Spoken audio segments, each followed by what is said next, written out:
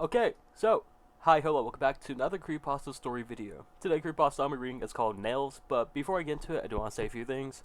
First off, the video is a one take, so if you hear me stumble, mumble, fumble, and mess up my words, I am sorry, this is a one take. But I do have some at the end of my videos. As you can see, I have a VTuber model, but I don't know how to edit videos yet, and also I think CapCut isn't the best place to really edit videos, so I'm still figuring out what I can, edit my videos with. But second thing, I do want to say, please consider using code GOONS at GamersUpside.gg. That's code GOONS, and you can use that to get 10% off at checkout. Okay, so, outside of that, let's get into it. This creepypasta is called Nails.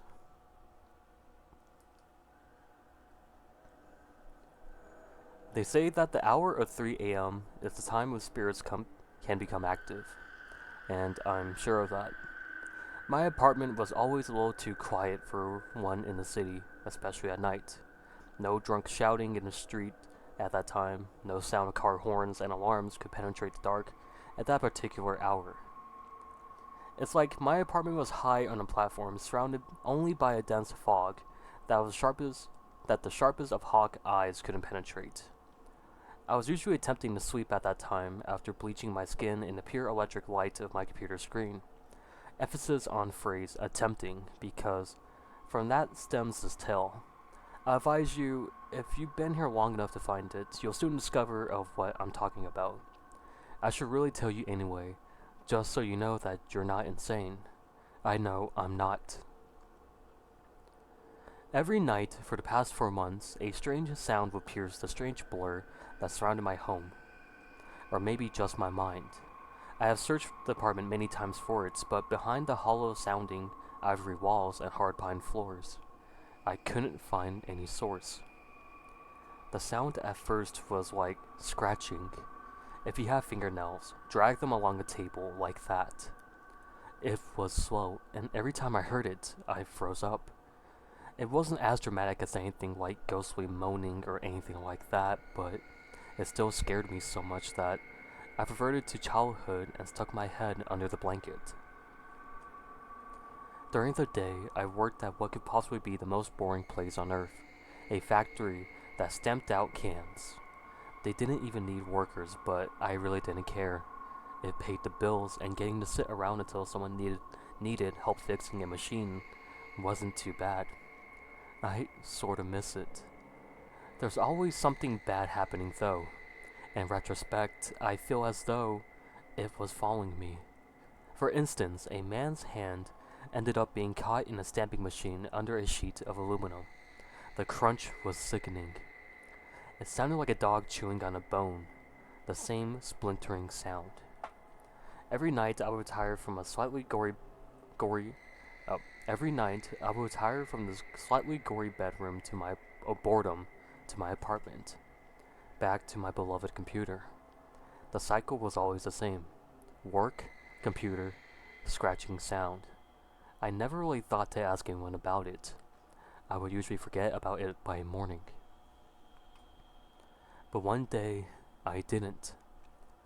I sat there in my folding chair at work, surrounded by the drab, bleak gray concrete walls, a long ignored cigarette that was gradually becoming one trembling tower of ash in my grasp, trying to think of a way to discover whatever this thing was.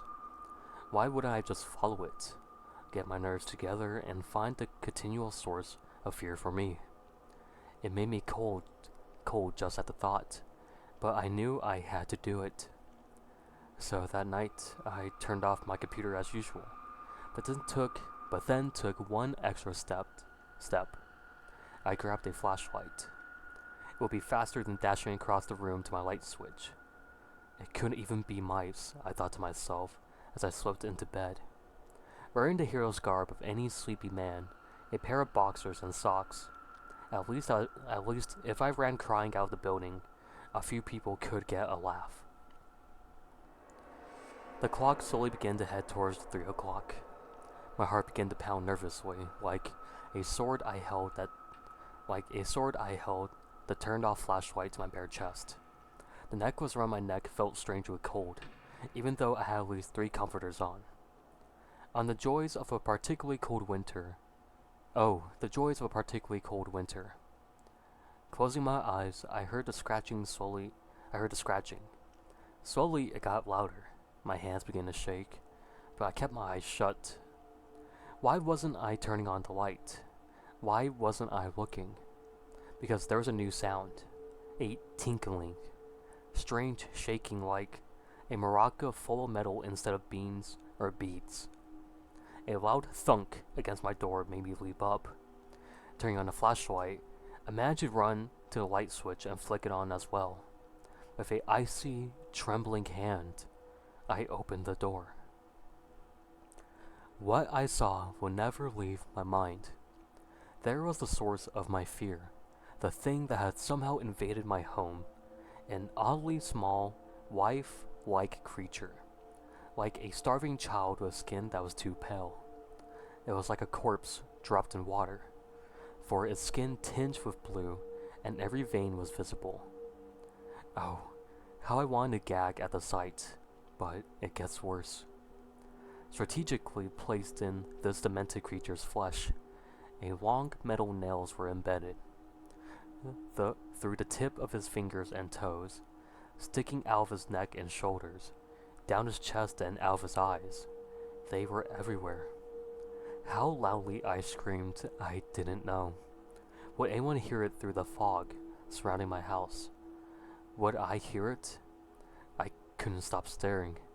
The dried, cracking blood against the decaying flesh brought out to my earlier meal, and a gushing hot river of vomit poured out of my mouth onto the ground. I backed up as the creature took a step. Its lank hair was missing in chunks, and as it stepped closer, its feet dragged upon the floor, the nails in them making a scratching sound. Why I had to keep my room in a state of continual chaos, I don't know, but the mess was astounding. Of course, I fell.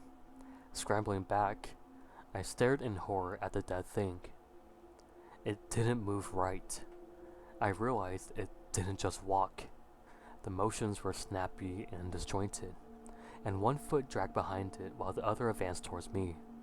In its hand, there was a heavy, rusted hammer, dripping with what I hope was water. It was slightly rust-colored. I couldn't bear to see it, but in the other, there was a plastic grocery bag that sagged and poked out with weight within it, like if something hung a porcupine from a diaper. I felt the wall against my back and the creature moved forward. I was paralyzed with the fear of it, at the sight of it. It was so grotesque.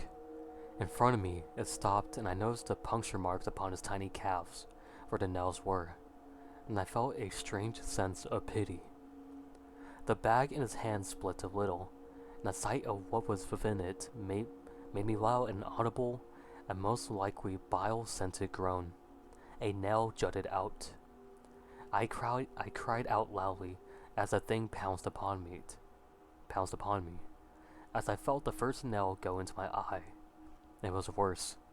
Through the blood blocking my vision, I could see its tiny mouth pulled back in a wildly toothed smile, the nails in his lips making them split and gush rotten black blood down onto me.